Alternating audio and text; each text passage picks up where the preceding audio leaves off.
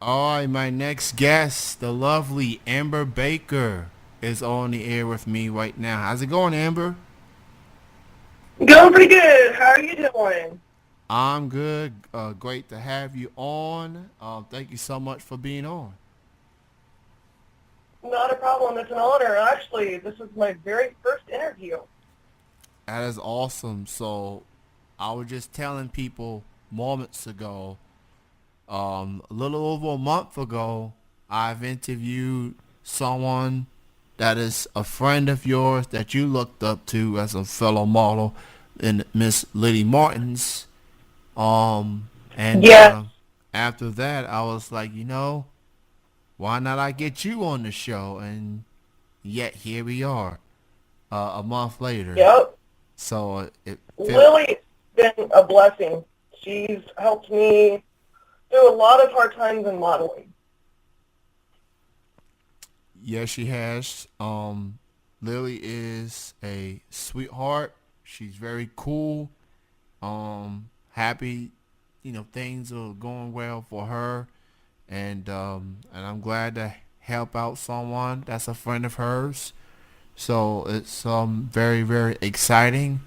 So let's go and get to the interview for you in particular. Um, how did you get started as a model? How did it start off for you?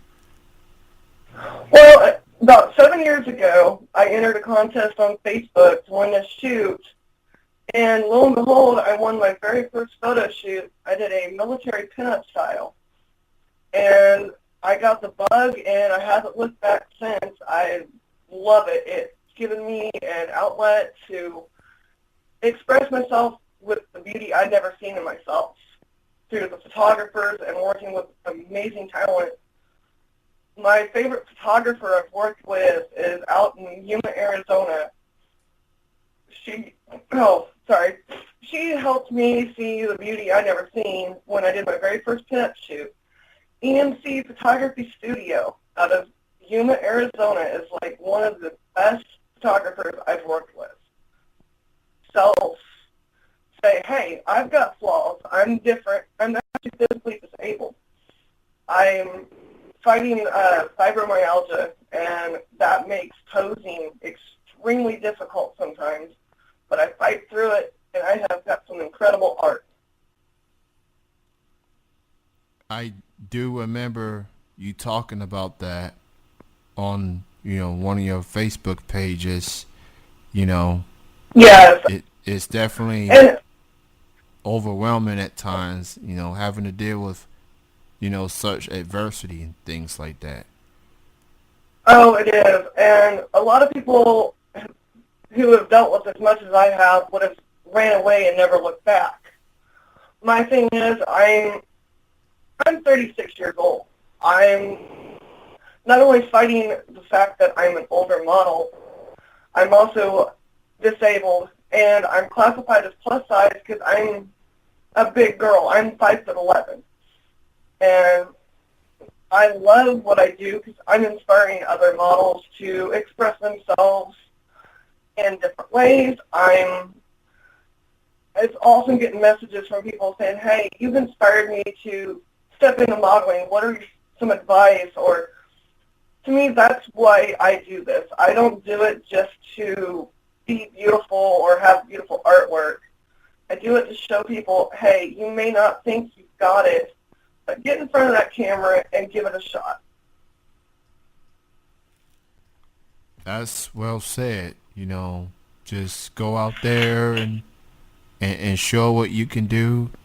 Anyone, being in front of an audience, or in your case, in front of a photographer that's willing to, show, you know, some form of art, it takes courage to do that. It takes a lot of courage to go through all that. It does. And one of my requirements with working with photographers is I have an open heart surgery scar, and I flat refuse to have it edited out of any of my photos. Because to me, that scar is what made me be able to experience what I've experienced so far. getting to meet Lily. I've actually got to meet her in person, and she is an incredible being. I love her to death. If it wasn't for her, I would have already given up. She has been so helpful. And my photographer, Adele, I work with, she's always pushes me and always tells me, hey, you're doing great. You make me feel so proud. And it's those encouraging words that really help me to keep going. Well said. It's definitely important to, get that support from the photographer and, making sure that the vision between you and the photographer is the same. And to see the picture come together as it is. So, to get that support from the photographer, male or female, it means something. Exactly. It is. It's an amazing feeling. And I have a photographer I work with here in Indiana. In fact, we've been published twice this month. Where Eric Scott Miller Photography. He has helped me with a lot of really cool work. Last January, I did a snow shoot in -8 degrees, and some of the photos are my best work yet. And I'm getting published in World of Golf magazine this month, and my New Year's dress was in More Modeling magazine for their New Year's edition. And being able to be published and seeing my photos get shared across the country is just an amazing feeling. So with what that you have going on right now, what else you have in the works for 2019, and what are some other goals you want to accomplish this year? Well, for 2019, I am wanting to branch more into the artistic nude modeling because I've got flaws, but I want to let people know, hey, you don't need to hide them. And my main goal this year is I actually want to get published in some bigger magazines. I'm looking toward trying to find a photographer to work with for Delicious Dolls magazine, which is one of the biggest pinup magazines there is. Another one of my goals is I want to do a photo set that shows the actual representation of what fibromyalgia pain actually is like a body paint styled shoot, because not a lot of people know how bad fibro actually affects a person. So I want to show that in my art. Well said. Well said. Now, as far as people do a variety of modeling, glamour, swimsuit wear, you know, what are the type of modeling that you enjoy doing the most? I love doing the horror, the bloody shoots. That's one of my favorite things. I've done a couple of shoots like that. I love pinup because it's a retro classic beauty you don't see every day. And to me, boudoir is really pretty because it lets you express more of an intimate side of yourself.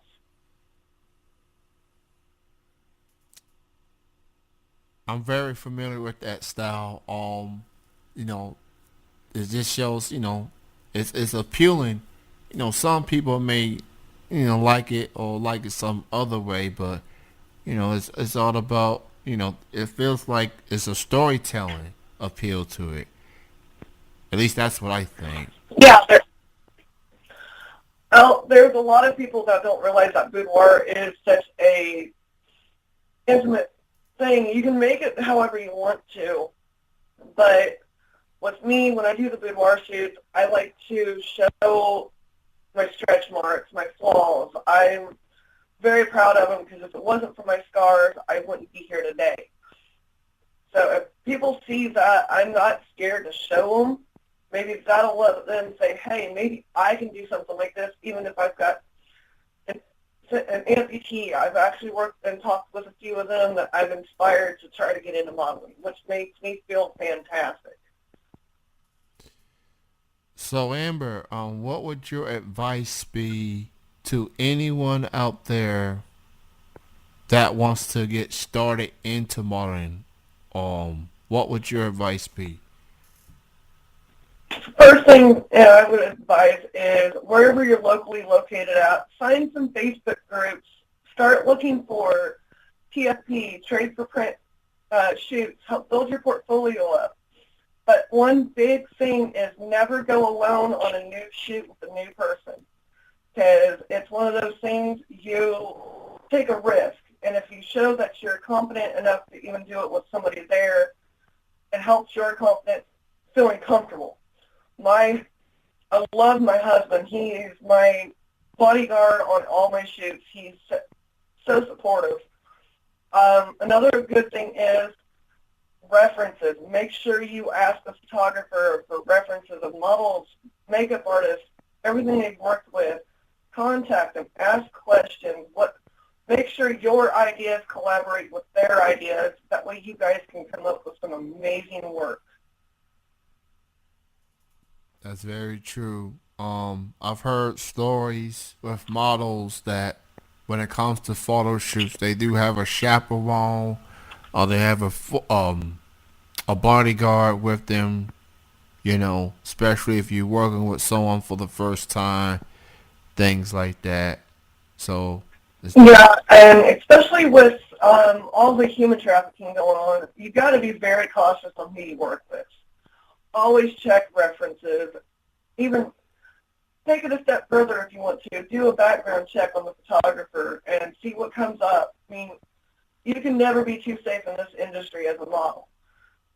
With everything that has been going on, you need to be able to take those steps to protect yourself. very, very true. Very important that a lot of models should look into that, background check on a photographer, just in case. Make sure that, they know what they're getting themselves into. So it's very, very important to at least know who you're dealing with per se. Um, Exactly. so Amber, for those that want to keep up with your modeling and what you have going on, why don't you go ahead and promote your social media feeds? Where can people go check you out? On Facebook, look up Amber Baker Model. That's my fan page. I have a fan group as well that is linked on my page. I'm on Instagram, Amber Baker _ Maine. And then I'm looking into possibly getting a website built in the near future. I'm only on those two platforms at the moment because I'm trying to branch out into other aspects. But on my Facebook page, I'm on there. I'm pretty active. I post every day. I post selfies. I post videos of what I do. I'm an avid shooter. I go and shoot muzzle loaders a lot, so I post videos of me shooting guns. I'm a very diverse person because I enjoy life. Well, Amber, it's great having you on the show. Great chatting with you. This being your first interview, I hope you had a good time, and I'm glad I was the first to have you. I'm glad that I was able to do the interview with you, Kenny. And you live in Indiana. I live in Kentucky. We're not that far off. No, we're So, not. and a little bit earlier, because I feel like some areas in Indiana there's Eastern Standard Time, then there's Central Standard Time. So we had a bit of confusion a little bit earlier, but I'm glad we was able to work things out in the end. Um, again, shout out to Lily Martin. Shout out to your fan base out there. Um, but thank you again for being on the show. Continued success.